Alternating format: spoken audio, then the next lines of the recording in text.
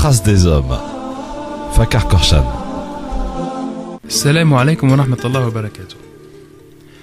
Rab'a al-Adawiya naît entre 713 et 717 après Jésus-Christ dans une famille extrêmement pauvre de Basra, en Irak actuel. Un moment réduite en esclavage puis affranchie, Rab'a, qui tient son nom de sa position, quatrième dans la fratrie, marquera l'histoire de la mystique et du soufisme. Elle est considérée comme celle qui a introduit la notion d'amour total et désintéressé de Dieu dans la spiritualité musulmane. Ainsi, Rab'a, bien que sollicitée par de nombreux prétendants, les a tous éconduits, ne voulant se consacrer qu'à l'adoration de Dieu. On raconte qu'un jour elle se promenait dans les rues de Basra, une torche allumée dans une main et un seau d'eau dans l'autre. Intrigués, des passants lui demandèrent ce qu'elle faisait à se balader avec ces objets.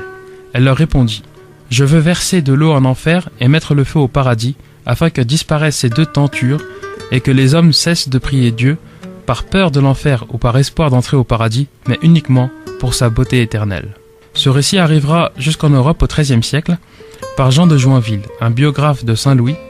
Il rapporte cette anecdote, mais sans préciser le nom de la mystique ni sa religion. L'image qui illustre son livre montre une femme habillée à l'orientale, tenant dans une main un seau et dans l'autre une torche allumée. Rab'a apparaîtra plus tard dans d'autres ouvrages en Europe et sera une figure connue de la mystique. Sa bonté de caractère, sa générosité, lui vaudront le surnom de al-Khayr, la mère du bien.